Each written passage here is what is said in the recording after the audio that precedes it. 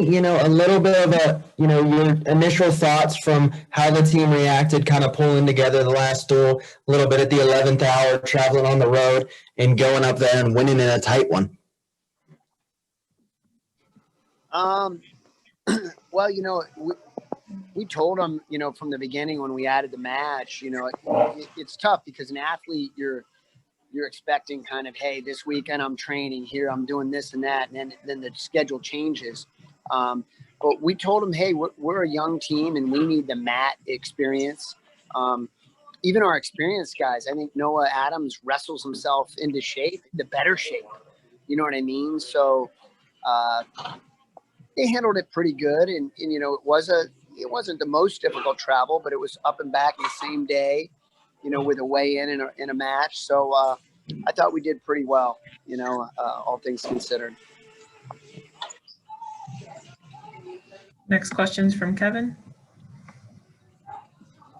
Coach, you mentioned getting that mat time experience. What are a couple of the specific things that your young wrestlers get out of real matches versus just practice or even the wrestle-offs, or other, practice work that you have? Well, I think anytime you're a young wrestler and you're, first of all, you go on the road, you're traveling, you're just around people who have similar goals. They're around our staff who, have done what they want to do.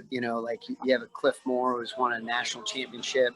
So the travel alone is good for these kids to be around us more. And then when they get to a match, it's like they just see more, I guess, situations, so they see how Killian went out and got the major and what we expected. And they see how Jeff, when he sat underneath somebody, got in a bad situation. I just think it's always a learning experience, not just your own matches, but, the overall, what the team did. And our team seems to learn, pretty well from our mistakes and from, the prior match. So, again, I think it was a good thing for us to, grab an extra duel.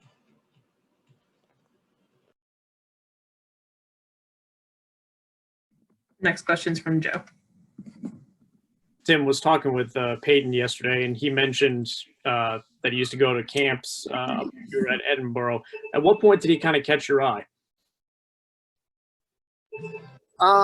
We knew who he was. I mean, their team had come to our camp before, and we knew the kid was a state champion and a pretty solid guy. But he'd stop in. I could tell right away he was more interested in wrestling at a high level than the average guy. I remember we had a camp store and he'd come in and he'd hang around a little bit with, Bruce Baumgartner was at camp, and he wanted to be around like-minded people, and so we knew, I guess, for a while that he was, I thought, going to be a special athlete.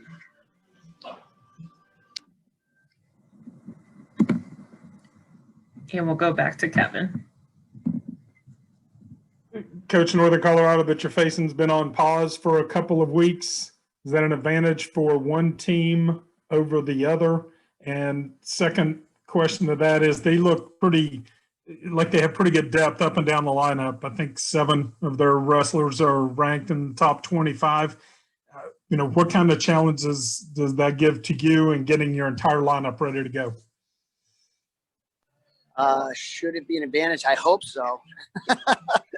Yeah, I mean, it's no different than, COVID is different, but every year you have kids that are sick, that have the flu.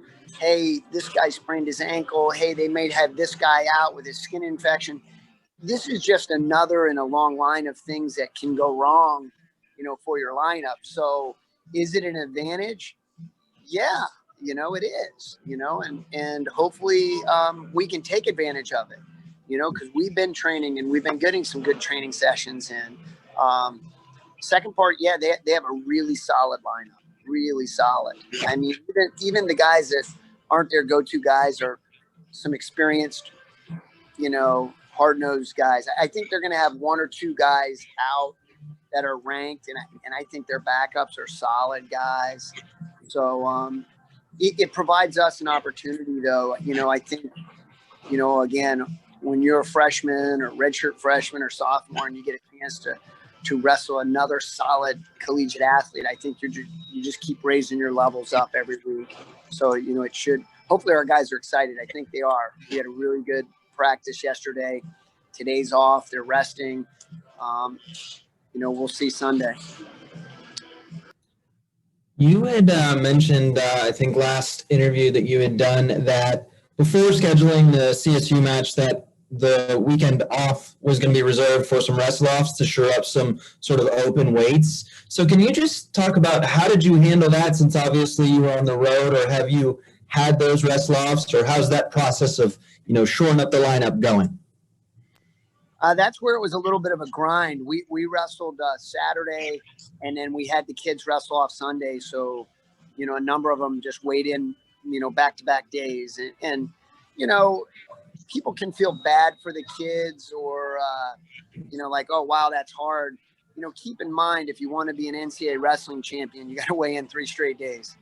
So, that it's good practice. But we did hold a couple wrestle-offs. Ryan Sullivan will be in the lineup this weekend at 133, and Jackson Mumaw will be in at 184. So we'll have, 2 weights that are a little bit different.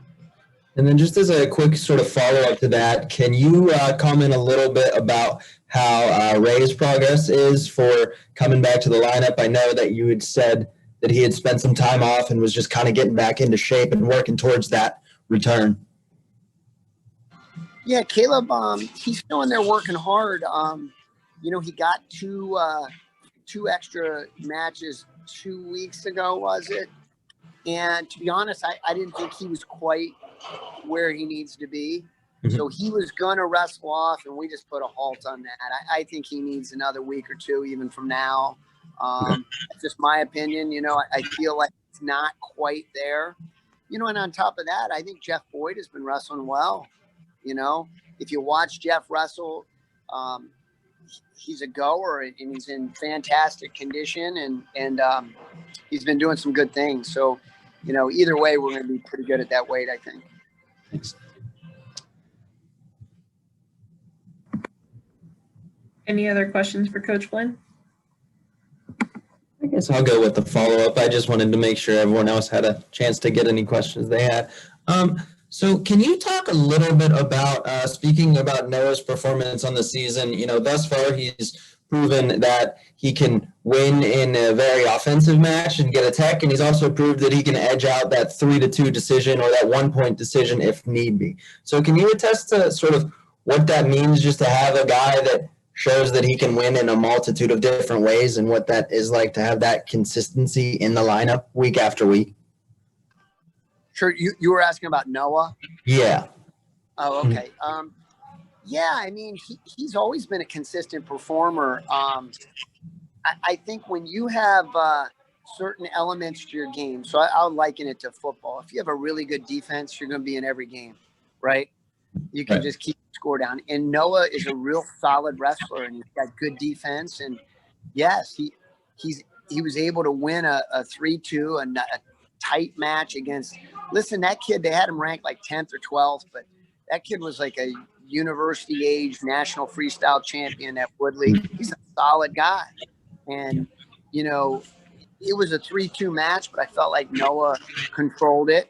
And he's doing a better job, scoring points against the kids he can score and get after. So, listen, whenever you have a highly ranked guy that's an upper class, it's good for your young guys.